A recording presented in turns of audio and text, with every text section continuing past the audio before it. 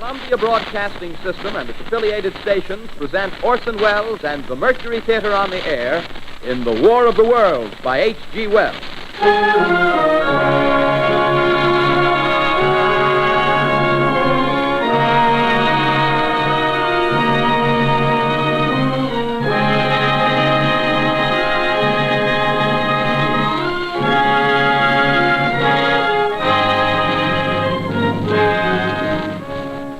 Ladies and gentlemen, the director of the Mercury Theatre and star of these broadcasts, Orson Welles. We know now that in the early years of the 20th century, this world was being watched closely by intelligences greater than man's, and yet as mortal as his own. We know now that as human beings busied themselves about their various concerns, they were scrutinized and studied, perhaps almost as narrowly as a man with a microscope might scrutinize the transient creatures that swarm and multiply in a drop of water. With infinite complacence, people went to and fro over the earth about their little affairs, serene in the assurance of their dominion over this small, spinning fragment of solar driftwood, which by chance or design, man has inherited out of the dark mystery of time and space. Yet across an immense ethereal gulf, minds that are to our minds as ours are to the beasts in the jungle, intellects, vast, cool, and unsympathetic, regarded this earth with envious eyes and slowly and surely drew their plans against us. In the 39th year of the 20th century came the Great Disillusionment. Near the end of October, business was better.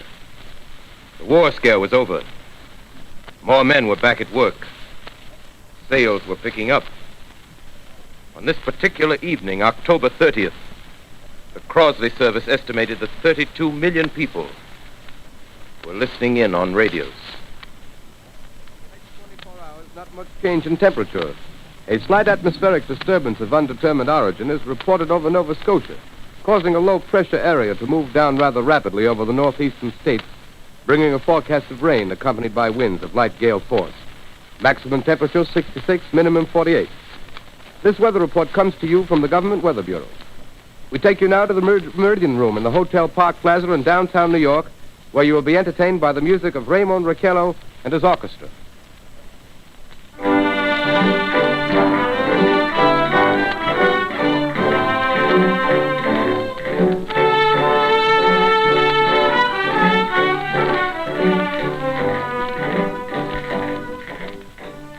Good evening, ladies and gentlemen. From the Meridian Room in the Park Plaza Hotel in New York City, we bring you the music of Raymond Raquello and his orchestra. With a touch of the Spanish, Raymond Raquello leads off with La Comparsita.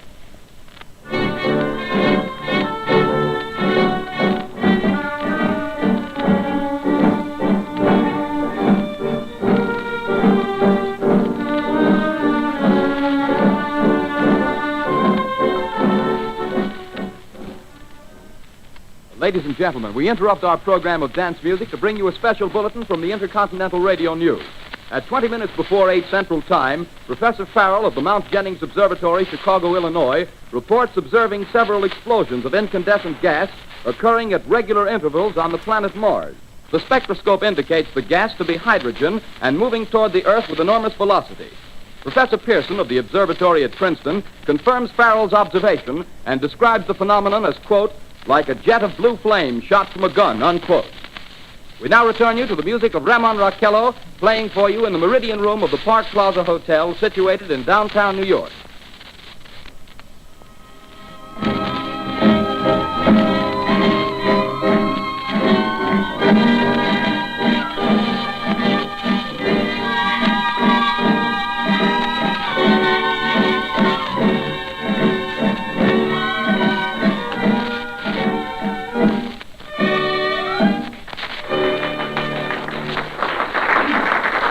And now a tune that never loses favor, the ever-popular Stardust, Raymond Raquello and his orchestra.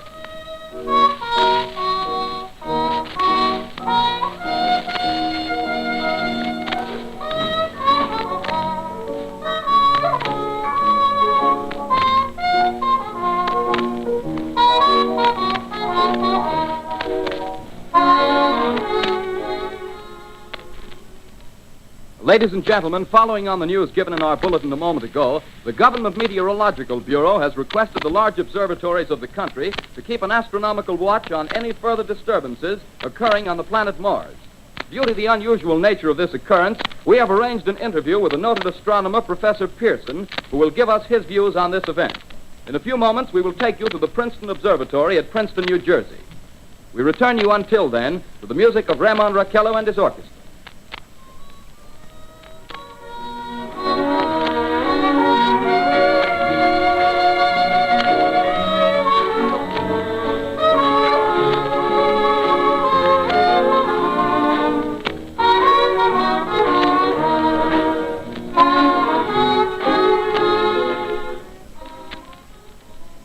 We are ready now to take you to the Princeton Observatory at Princeton, where Carl Phillips, our commentator, will interview Professor Richard Pearson, famous astronomer. We take you now to Princeton, New Jersey. Good evening, ladies and gentlemen. This is Carl Phillips speaking to you from the observatory at Princeton. I'm standing in a large semicircular room, pitch black except for an oblong split in the ceiling. Through this opening, I can see a sprinkling of stars that cast a kind of frosty glow over the intricate mechanism of the huge telescope. The ticking sound you hear is the vibration of the clockwork. Professor Pearson stands directly above me on a small platform, peering through the giant lens. I'll ask you to be patient, ladies and gentlemen, during any delay that may arise during our interview. Besides the ceaseless watch of the heavens, Professor Pearson may be interrupted by telephone or other communications. During this period, he is in constant touch with the astronomical centers of the world. Professor, may I begin our questions? Any time, Mr. Phillips. Professor, would you please tell our radio audience exactly what you see as you observe the planet Mars through your telescope? Nothing unusual at the moment, Mr. Phillips. A red disk swimming in the blue sea. Transverse stripes across the disk. Quite distinct now because Mars happens to be at the point nearest the Earth, in opposition, as we call it. In your opinion, what do these transverse stripes signify, Professor Pearson? Not canals, I can assure you, Mr. Phillips. They... Although that's the popular conjecture of those who imagine Mars to be inhabited. From a scientific viewpoint, the stripes are merely the result of atmospheric conditions peculiar to the planet. Then you're quite convinced, as a scientist, that living intelligence as we know it does not exist on Mars? I should say the chances against it are 1,000 to 1. And yet, how do you account for these gas eruptions occurring on the surface of the planet at regular intervals? Phillips, I cannot account for it. By the way, Professor, for the benefit of our listeners, how far is Mars from the Earth? Approximately 40 million miles. Well, that seems a safe enough distance. Just a moment, ladies and gentlemen. Someone has just handed Professor Pearson a message. While he reads it, let me remind you that we are speaking to you from the observatory in Princeton, New Jersey, where we are interviewing the world-famous astronomer, Professor Pearson. One moment, please. Professor Pearson has passed me a message which he has just received. Professor, may I read the message to the listening audience? Certainly, Mr. Phillips. Ladies and gentlemen, I shall read you a wire addressed to Professor Pearson from Dr. Gray of the Natural History Museum, New York. Quote, 9:15 p.m. Eastern Standard Time. Seismograph registered shock of almost earthquake intensity occurring within a radius of 20 miles of Princeton. Please investigate. Signed, Lloyd Gray, Chief of Astronomical Division. Unquote. Professor Pearson, could this occurrence possibly have something to do with the disturbances observed on the planet Mars? Hardly, Mr. Phillips. This is probably a meteorite of unusual size, and its arrival at this particular time is merely a coincidence. However, we shall conduct a search as soon as daylight permits. Thank you, Professor. Ladies and gentlemen, for the past 10 minutes, we've been speaking to you from the observatory at Princeton, bringing you a special interview with Professor Pearson, noted astronomer. This is Carl Phillips speaking. We are returning you now to our New York studio.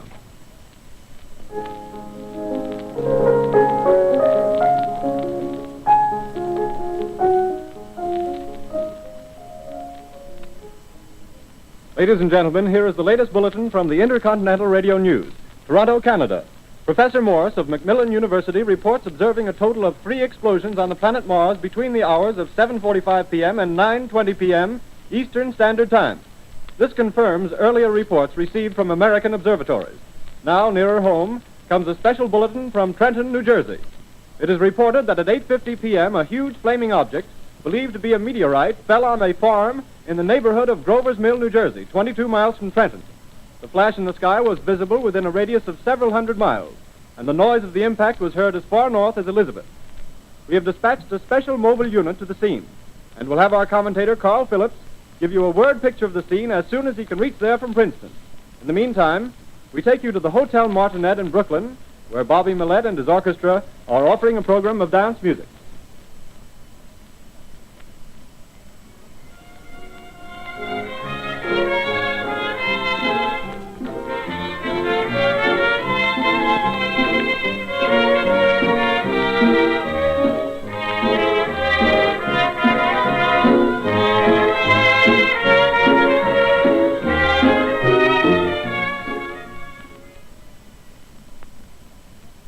We take you now to Grover's Mill, New Jersey.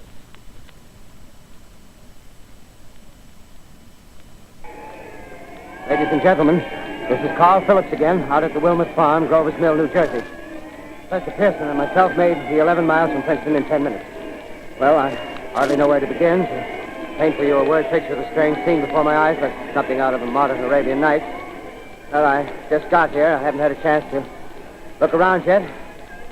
I guess that's it. Yes, I guess that's the thing directly in front of me, half buried in a vast pit. Must have struck with terrific force. The ground is covered with splinters of a tree. It must have struck on its way down. What I can see of the object itself doesn't look very much like a meteor. At least not the meteors I've seen. It looks more like a huge cylinder. Has a diameter of, what would you say, Professor Pearson? What's that?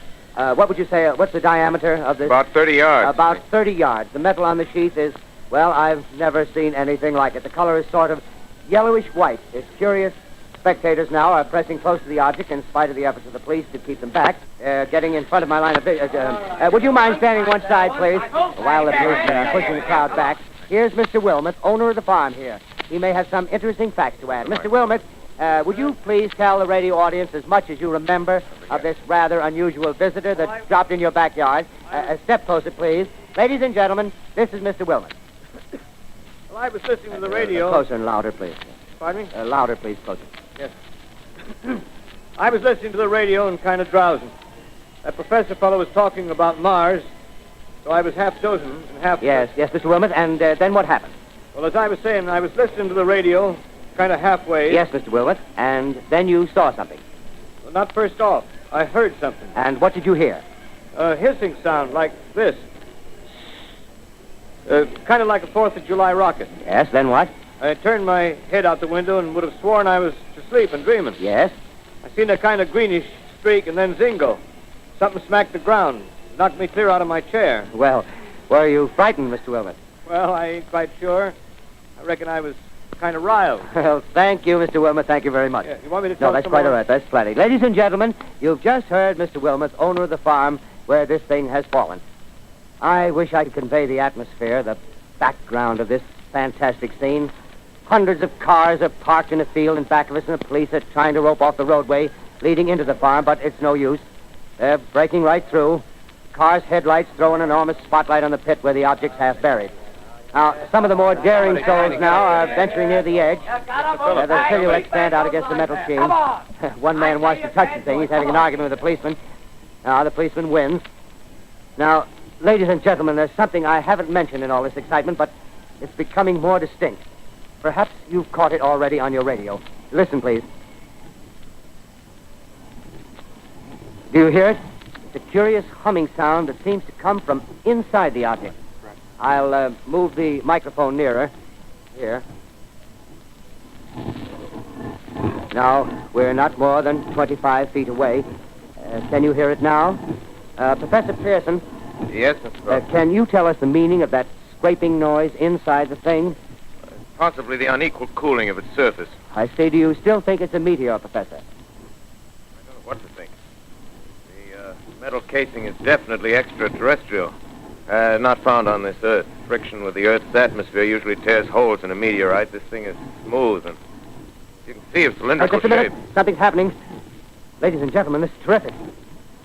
This end of the thing is beginning to flake off. The top is beginning to rotate like a screw, and the thing must be hollow. He's moving. Keep back there. Keep back there. Keep those men back. Keep back there. Keep those idiots back. Well, Shoot off. The Stop! Look out there! Stand back! Ladies and gentlemen, this is the most terrifying thing I've ever witnessed. Wait a minute. Someone's crawling out or something. I can see peering out of that black hole two luminous discs. The eyes, it might be a face, might be almost Good heavens, something wriggling out of the shadow like a gray snake. Now it's another one and another one and another one. They look like tentacles to me. Oh, yeah, I can see the thing's body now. It's large as a bear. It glistens like wet leather, but that face, ladies and gentlemen, it's indescribable. I can hardly force myself to keep looking at it. It's so awful. The eyes are black and they gleam like a serpent. The mouth is kind of V-shaped with saliva dripping from its rimless lips. It seems to quiver and pulsate, and the monster or whatever it is can hardly move. It seems weighed down by possibly gravity or something. The thing's rising up now, and the crowd falls back. They've seen plenty. The most extraordinary experience, ladies and gentlemen. I can't find words. Well, I'll pull this microphone with me as I talk. I'll have to stop the description until I can take a new position. Hold on, will you please? I'll be right back in a minute.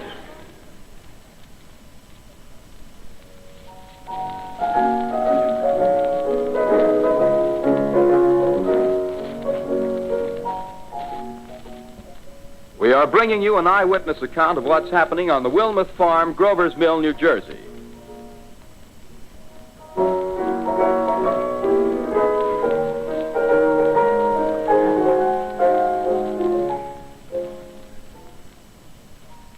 We now return you to Carl Phillips at Grover's Mill. Ladies and gentlemen, am I on? Ladies and gentlemen, here I am, back of a stone wall that adjoins Mr. Wilmuth's garden. From here, I get a sweep of the whole scene. I'll give you every detail as long as I can talk and as long as I can see. More state police have arrived. They're drawing up a cordon in front of the pit. About 30 of them. No need to push the crowd back now. They're willing to keep their distance. The captain's conferring with someone. Can't quite see who. Oh, yes, I believe it's Professor Pearson. Yes, it is. Now they've parted, and the professor moves around one side, studying the object while the captain and two policemen advance with something in their hands. I can see it now. It's a white handkerchief tied to a pole. Flag of truce. If those creatures know what that means, what anything means. Wait a minute, something's happening. Humped shape is rising out of the pit. I can make out a small beam of light against a mirror. What's that? There's a jet of flame springing from the mirror, and it leaps right at the advancing men. It strikes them head on. Lord, they're turning into flames. Now the whole field's caught up by the woods, the barns, the gas tanks of the automobiles, spreading everywhere. It's coming this way now. It's about 20 yards to my right.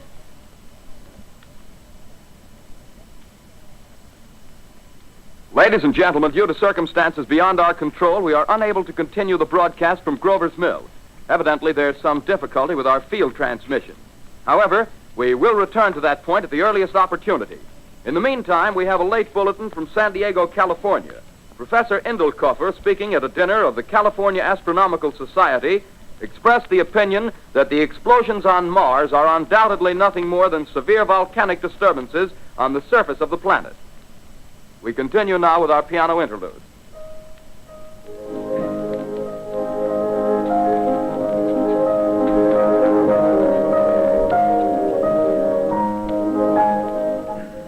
Ladies and gentlemen, I've just been handed a message that came in from Grover's Mill by telephone. Just one moment, please.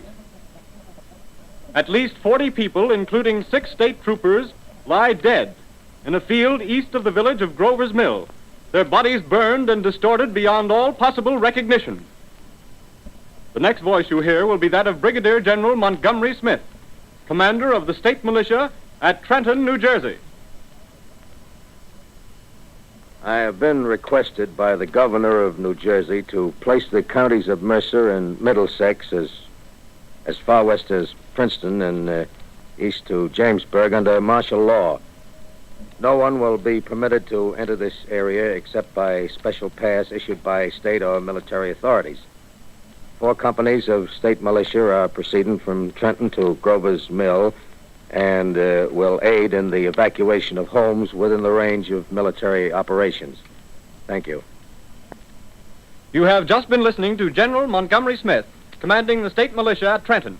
In the meantime, further details of the catastrophe at Grover's Mill are coming in. The strange creatures, after unleashing their deadly assault, crawled back in their pit and made no attempt to prevent the efforts of the firemen to recover the bodies and extinguish the fire. The combined fire departments of Mercer County are fighting the flames which menace the entire countryside. We have been unable to establish any contact with our mobile unit at Grover's Mill, but we hope to be able to return you there at the earliest possible moment. In the meantime, we take you to... Just one moment, please. Ladies and gentlemen, I have just been informed that we have finally established communication with an eyewitness of the tragedy. Professor Pearson has been located at a farmhouse near Grover's Mill, where he has established an emergency observation post. As a scientist, he will give you his explanation of the calamity. The next voice you hear will be that of Professor Pearson, brought to you by direct wire. Professor Pearson. Of the creatures in the rocket cylinder at Grover's Mill, I can give you no authoritative information, either as to their nature, their origin, or their purposes here on Earth.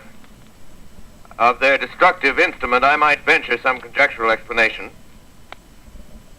For want of a better term, I shall refer to the mysterious weapon as a heat ray. It's all too evident that these creatures have scientific knowledge far in advance of our own. It's my guess that in some way they are able to generate an intense heat in a chamber of practically absolute non-conductivity.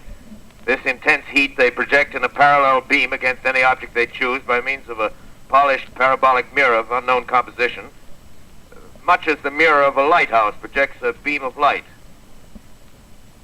That is my conjecture of the origin of the heat ray. Thank you, Professor Pearson. Ladies and gentlemen, here is a bulletin from Trenton. It is a brief statement informing us that the charred body of Carl Phillips has been identified in a Trenton hospital. Now here's another bulletin from Washington, D.C. The Office of the Director of the National Red Cross reports 10 units of Red Cross emergency workers have been assigned to the headquarters of the state militia, stationed outside of Grover's Mill, New Jersey. Here's a bulletin from State Police, Princeton Junction. The fires at Grover's Mill and vicinity are now under control. Scouts report all quiet in the pit, and there is no sign of life appearing from the mouth of the cylinder. Now, ladies and gentlemen, we have a special statement from Mr. Harry McDonald, Vice President in charge of operations. We have received a request from the State Militia of Trenton to place at their disposal our entire broadcasting facilities. In view of the gravity of the situation, and believing that radio has a responsibility to serve in the public interest at all times, we are turning over our facilities to the State Militia at Trenton. We take you now to the field headquarters of the state militia near Grover's Mill, New Jersey. This is Captain Lansing of the Signal Corps, attached to the state militia, now engaged in military operations in the vicinity of Grover's Mill. Situation arising from the reported presence of certain individuals of unidentified nature is now under complete control. The cylindrical object, which lies in a pit directly below our position, surrounded on all sides by 8 battalions of infantry, without heavy field pieces, but adequately armed with rifles and machine guns. All cause for alarm, if such cause ever existed, is now entirely unjustified. Things, whatever they are, do not even venture to poke their heads above the pit. I can see their hiding place plainly in the glare of the searchlights here. With all their reported resources, these creatures can scarcely stand up against heavy machine gun fire. Anyway, it's an interesting outing for the troops. I can make out their khaki uniforms crossing back and forth in front of the lights. Looks almost like a real war. There appears to be some slight smoke in the woods bordering the Millstone River, probably fire started by campers. Well, we ought to see some action soon. One of the companies is deploying on the left flank. A quick thrust and it'll all be over. Now, wait a minute, I see something on top of the cylinder. No, it's nothing but a shadow. Now the troops are on the edge of the Wilmot Farm. 7,000 armed men closing in on an old metal tube. A tub, rather. Well, wait, that wasn't a shadow. It's something moving. Solid metal, kind of a shield-like affair rising up out of the cylinder. It's going higher and higher. What? It's standing on legs, actually rearing up on a sort of metal framework.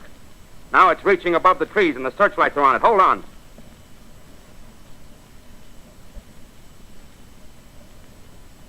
Ladies and gentlemen, I have a grave announcement to make. Incredible as it may seem, both the observations of science and the evidence of our eyes lead to the inescapable assumption that those strange beings who landed in the Jersey farmlands tonight are the vanguard of an invading army from the planet Mars. The battle which took place tonight at Grover Mills has ended in one of the most startling defeats ever suffered by an army in modern times. 7,000 men armed with rifles and machine guns pitted against a single fighting machine of the invaders from Mars. 120 known survivors. The rest strewn over the battle area from Grover's Mill to Plainsboro, crushed and trampled to death under the metal feet of the monster, or burned to cinders by its heat ray. The monster is now in control of the middle section of New Jersey and has effectively cut the state through its center.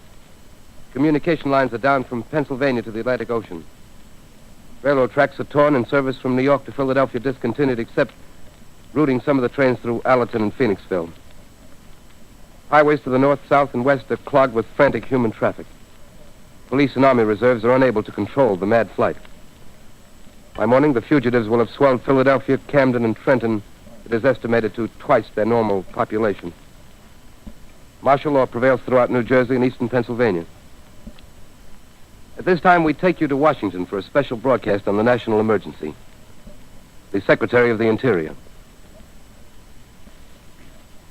Citizens of the nation, I shall not try to conceal the gravity of the situation that confronts the country, nor the concern of your government in protecting the lives and property of its people. However, I wish to impress upon you, private citizens and public officials, all of you, the urgent need of calm and resourceful action. Fortunately, this formidable enemy is still confined to a comparatively small area, and we may place our faith in the military forces to keep them there. In the meantime, placing our faith in God, we must continue the performance of our duties, each and every one of us, so that we may confront this destructive adversary with a nation united, courageous, and consecrated to the preservation of human supremacy on this earth. I thank you. You have just heard the Secretary of the Interior speaking from Washington. Bulletins too numerous to read are piling up in the studio here. We're informed that the central portion of New Jersey is blacked out from radio communication due to the effect of the heat ray upon power lines and electrical equipment. Here's a special bulletin in New York. Cables have been received from English, French, and German scientific bodies offering assistance. Astronomers report continued gas outbursts at regular intervals on the planet Mars. The majority voiced the opinion that the enemy will be reinforced by additional rocket machines. There have been several attempts made to locate Professor Pearson of Princeton, who has observed Martians at close range. It is feared he was lost in the recent battle. Langham Field, Virginia. Scouting planes report 3 Martian machines visible above treetops, moving north toward Somerville with population fleeing ahead of them. The heat ray is not in use, although advancing at express train speed. Invaders pick their way carefully. They seem to be making a conscious effort to avoid destruction of cities and countryside. However, they stop to uproot power lines, bridges, and railroad tracks. Their apparent objective is to crush resistance, paralyze communication, and disorganize human society. Here is a bulletin from Basking Ridge, New Jersey. Coon hunters have stumbled on a second cylinder similar to the first, embedded in the great swamp 20 miles south of Morristown. Army field pieces are proceeding from Newark to blow up the second invading unit before the cylinder can be opened and the fighting machine rigged. They are taking up a position in the foothills of Watchung Mountains. Another bulletin from Langham Field, Virginia. Scouting planes report enemy machines, now 3 in number, increasing speed northward, kicking over houses and trees in their evident haste to form a conjunction with their allies south of Morristown. Machines also sighted by telephone operator east of Middlesex, within 10 miles of Plainfield. Here's a bulletin from Winston Field, Long Island. A fleet of Army bombers carrying heavy explosive flying north in pursuit of enemy. Scouting planes act as guides. They keep the speeding enemy in sight. Just a moment, please, ladies and gentlemen. We've run special wires to the artillery line in adjacent villages to give you direct reports in the zone of the advancing enemy. First, we take you to the battery of the 22nd Field Artillery, located in the Watchung Mountains. Range 32 meters. 32 meters. Projection 39 degrees. 39 degrees. Fire. 140 yards to the right, sir. Shift range 31 meters. 31 meters. Projection 37 degrees. 37 degrees. Fire.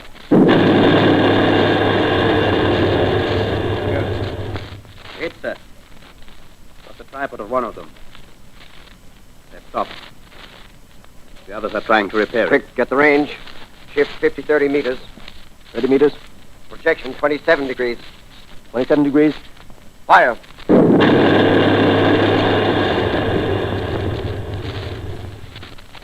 Can't see the shell land, sir. Letting off a smoke. What is it? Black smoke, sir. Moving this way. Flying close to the ground. Moving fast. Put on gas masks. Get ready to fire. Shift to 24 meters. 24 meters. Projection 24 degrees. 24 degrees. Fire.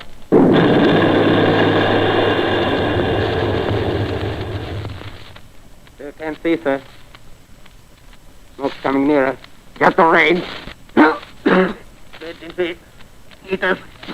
23 meters. 23 meters. 22 degrees. 22 degrees.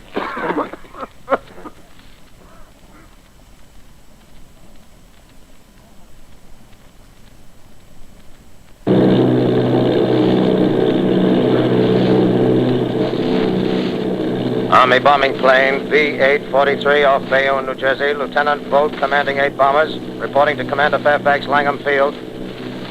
This is Vogt reporting to Commander Fairfax, Langham Field. Enemy tripod machines now in sight. Reinforced by 3 machines from the Morristown cylinder. 6 altogether. 1 machine partially crippled. Believed hit by shell from Army gun in Watchung Mountains. Guns now appear silent. A heavy black fog hanging close to the earth of extreme density, nature unknown. No sign of heat ray. Enemy now turns east, crossing Passaic River into the Jersey marshes. Another straddles the Pulaski Skyway. Evident objective is New York City. They're pushing down a high-tension power station. The machines are close together now, and we're ready to attack. Planes circling, ready to strike.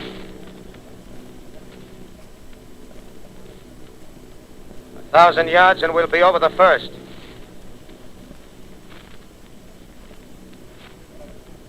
$800 yards.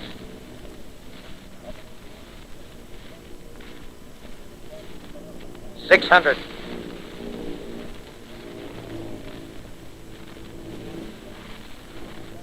$400. 200. There they go. The giant arm raised. Green flash. They're spraying us with flame. 2,000 feet. Engines are giving out. No chance to release bombs. Only one thing left. Drop on them, plane and all. We're diving on the first one. Now the engine's gone. 8.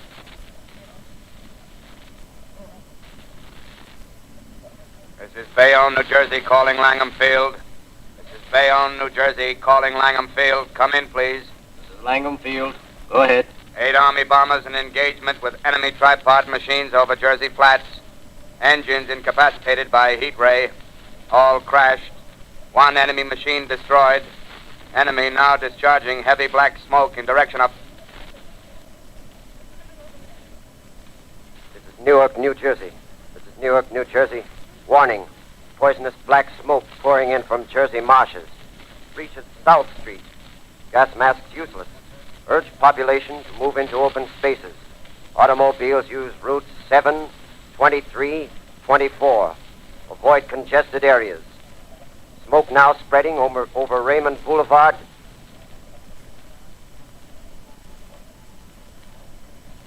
X2L calling CQ, 2X2L calling CQ, 2X2L calling 8X3R. Come in, please. This is 8X3R coming back at 2X2L. How's reception? How's reception? K, please. Where are you, 8X3R? What's the matter? Where are you?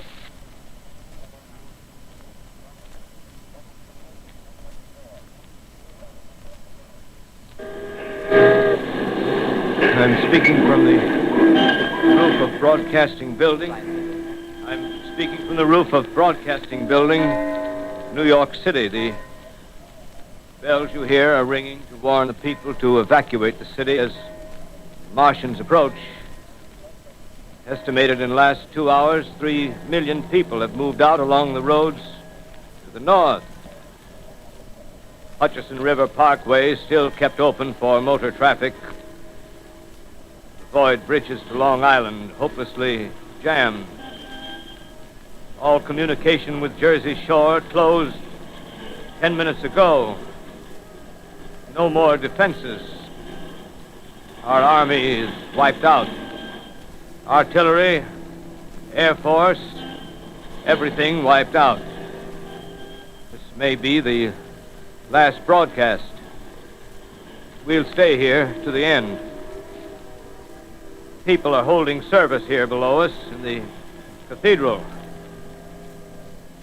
Now I look down the harbor, all manner of boats, overloaded with fleeing population pulling out from docks. Streets are all jammed. Noise in crowds like New Year's Eve in city. Wait a minute. The enemy is now in sight above the Palisades. Five great machines. First one is crossing the river. I can see it from here, wading the Hudson like a man wading through a brook. A bulletin is handed me. Martian cylinders are falling all over the country. One outside of Buffalo, one in Chicago, St. Louis. Seem to be timed and spaced. Now the first machine reaches the shore. He stands watching, looking over the city. Steel cowlish head is even with the skyscrapers. He waits for the others. They rise like a line of new towers on the city's west side. Now they're lifting their metal hands. This is the end now. Smoke comes out, black smoke drifting over the city. People in the streets see it now. They're running toward the East River, thousands of them, dropping in like rats. Now the smoke's spreading faster. It's reached Times Square. People are trying to run away from it, but it's no use. They're falling like flies. Now the smoke's crossing 6th Avenue, 5th Avenue, 100 yards away. It's 50 feet.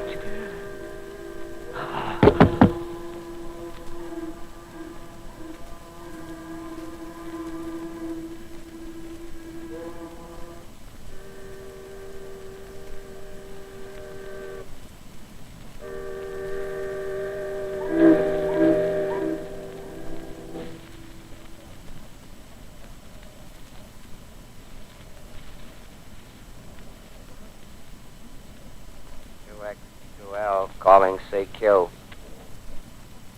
2X2L calling CQ. 2X2L calling CQ, New York. Isn't there anyone on the air? Isn't there anyone on the air?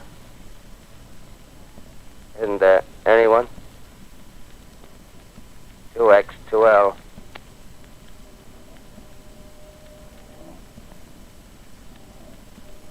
You are listening to a CBS presentation of Orson Welles and the Mercury Theatre on the Air in an original dramatization of The War of the Worlds by H.G. Wells. The performance will continue after a brief intermission.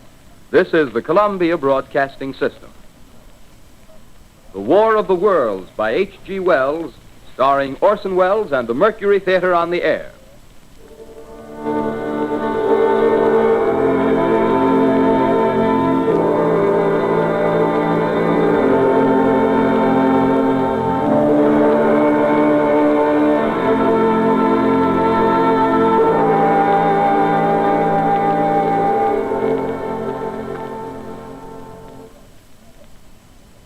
I set down these notes on paper.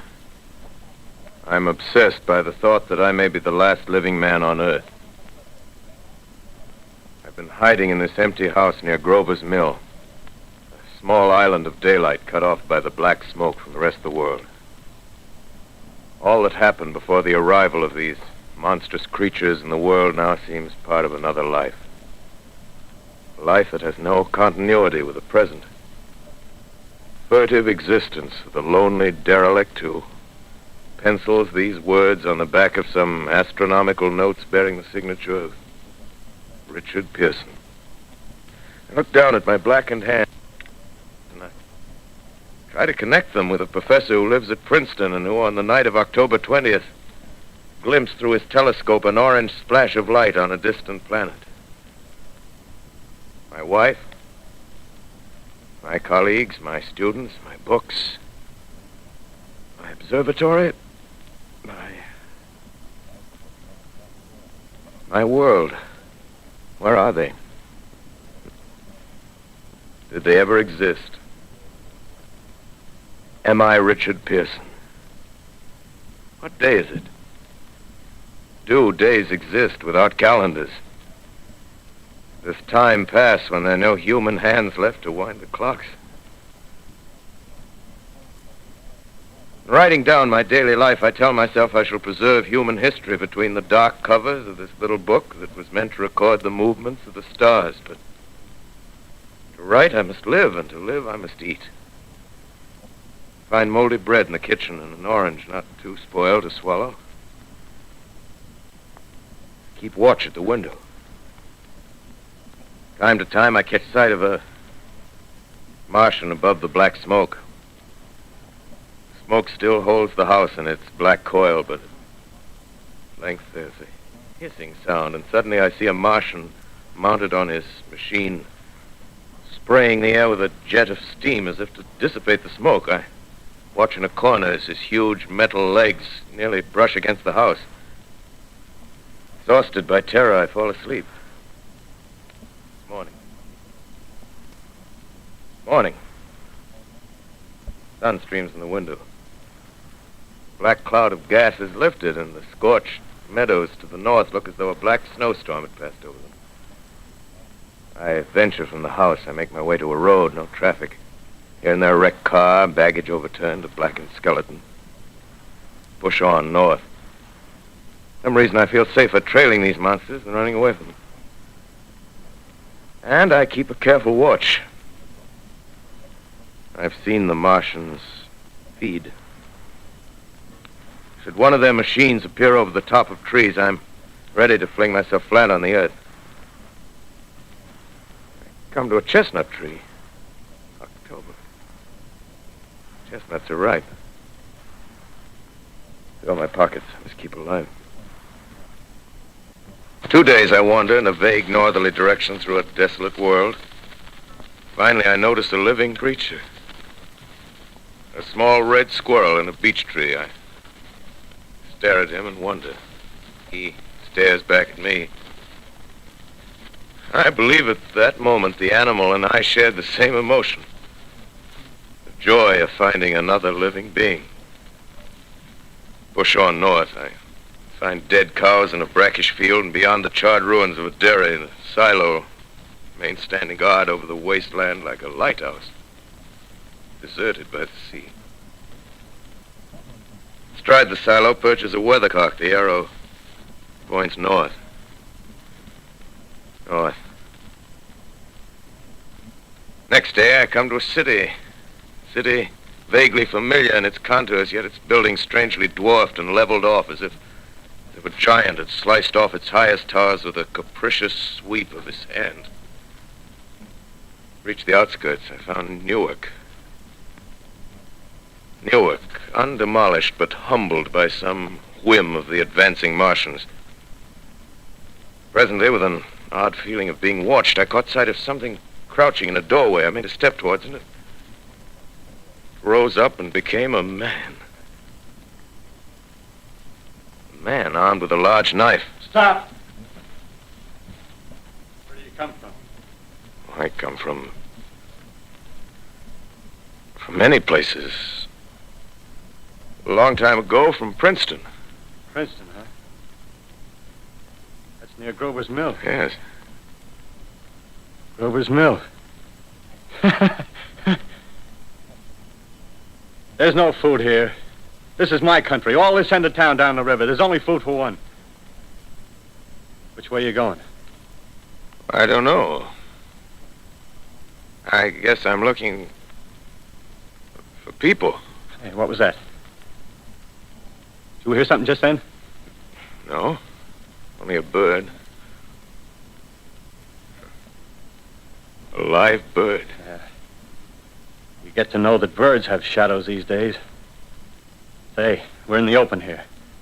Let's crawl in this doorway here and talk. Have you seen any Martians? No. They're going over to New York. Night, the sky's alive with their lights, just as if people were still living in it. By daylight, you can't see them. 5 days ago, a couple of them carried something big across the flats from the airport. I think they're learning how to fly. Fly? Yeah, fly.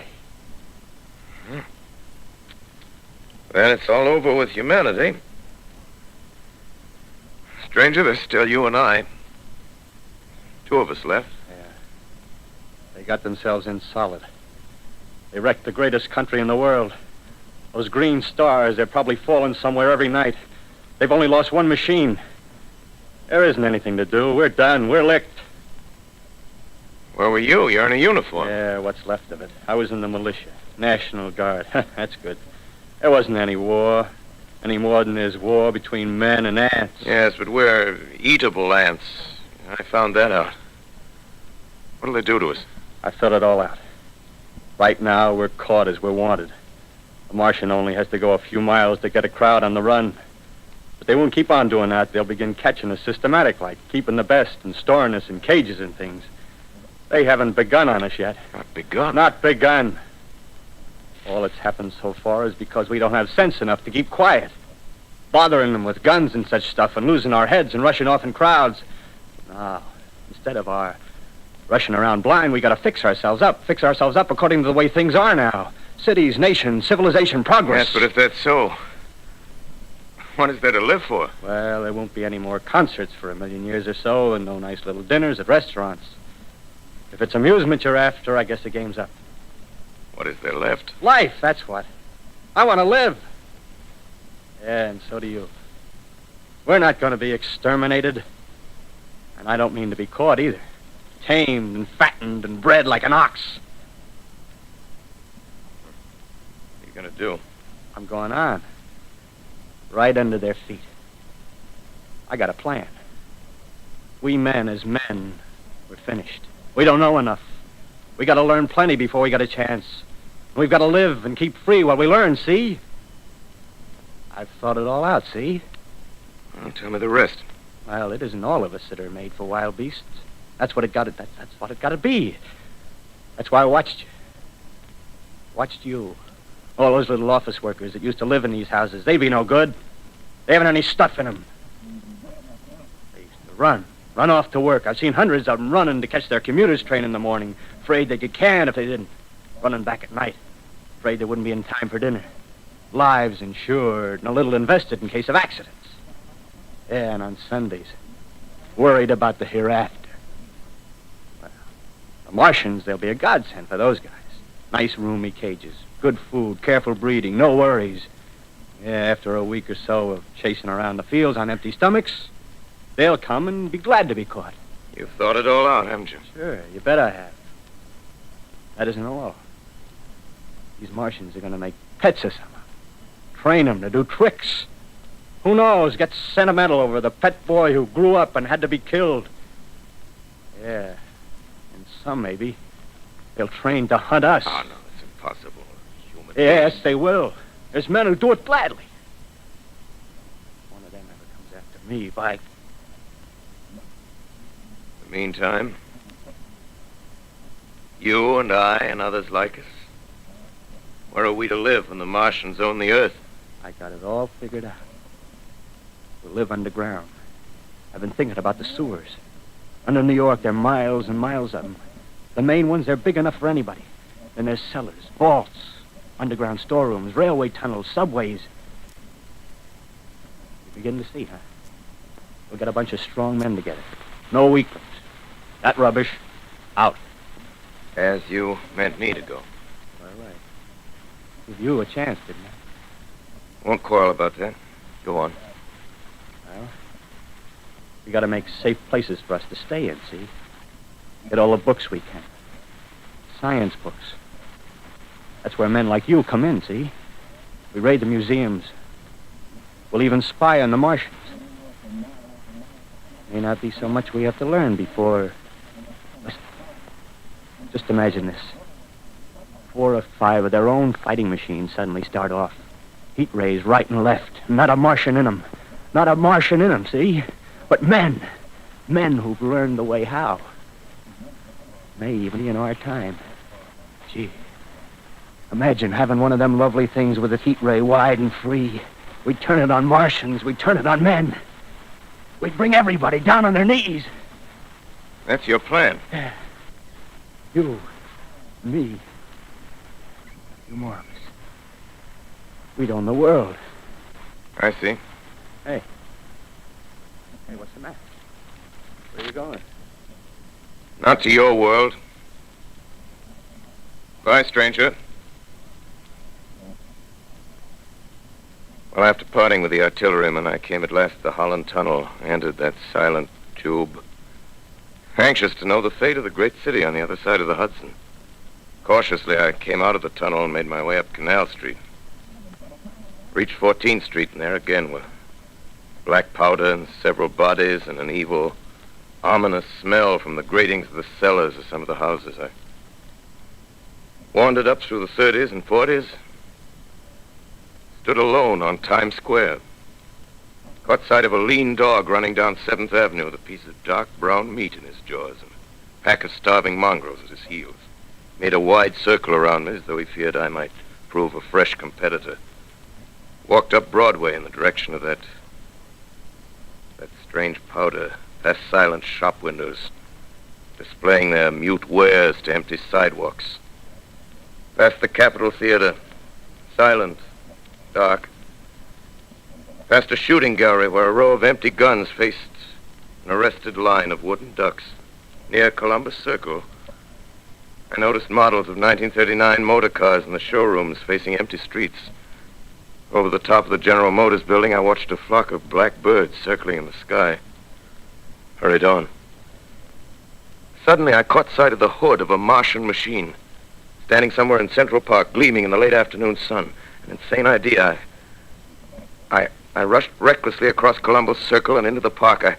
I climbed a small hill above the pond at 60th Street, and from there I could see, standing in a silent row along the mall, 19 of those great metal titans, their cowls empty, their steel arms hanging listlessly by their sides.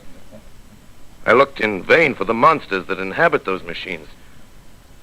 Suddenly, my eyes were attracted to the immense flock of black birds that hovered directly below me. They circled to the ground. And there before my eyes, stark and silent, lay the Martians with the hungry birds pecking and tearing brown shreds of flesh from their dead bodies. Later, when their bodies were examined in laboratories, it was found that they were killed by the putrefactive and disease bacteria against which their systems were unprepared.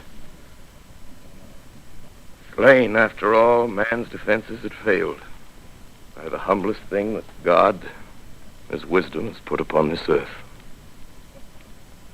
Before the cylinder fell, there was a general persuasion that through all the deep of space, no life existed beyond the petty surface of our minute sphere. Now we see further. Dim and wonderful is the vision I've conjured up in my mind of life spreading slowly from this little seedbed of the solar system throughout the inanimate vastnesses of sidereal space. But a remote dream, maybe that the destruction of the Martians is only a reprieve to them and not to us. The future ordained, perhaps. Strange it now seems to sit in my peaceful study, Princeton, writing down this last chapter of the record, begun at a deserted farm in Grover's Mill. Strange to watch children playing in the streets. Strange to see young people strolling on the green where the new spring grass heals the last black scars of a bruised earth. Strange to watch the sightseers enter the museum where the dissembled parts of a Martian machine are kept on public view. Strange when I recall the time when I first saw it. Bright and clean-cut, hard and silent under the dawn of that last great day.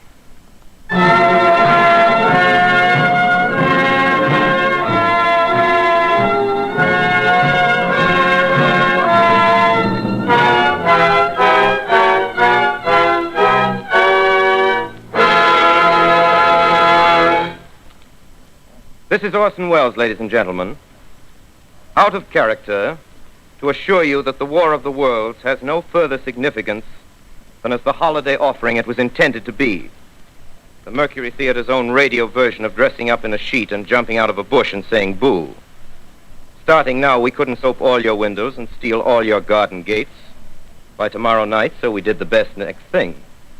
We annihilated the world before your very ears and utterly destroyed the CBS. You will be relieved, I hope, to learn that we didn't mean it, and that both institutions are still open for business. So goodbye, everybody, and remember, please, for the next day or so, the terrible lesson you learned tonight. That grinning, glowing, globular invader of your living room is an inhabitant of the pumpkin patch, and if your doorbell rings and nobody's there, that was no Martian, it's Halloween.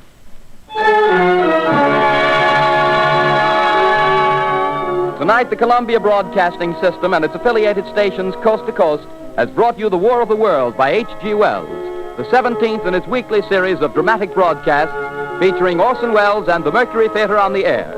Next week, we present a dramatization of 3 famous short stories. This is the Columbia Broadcasting System.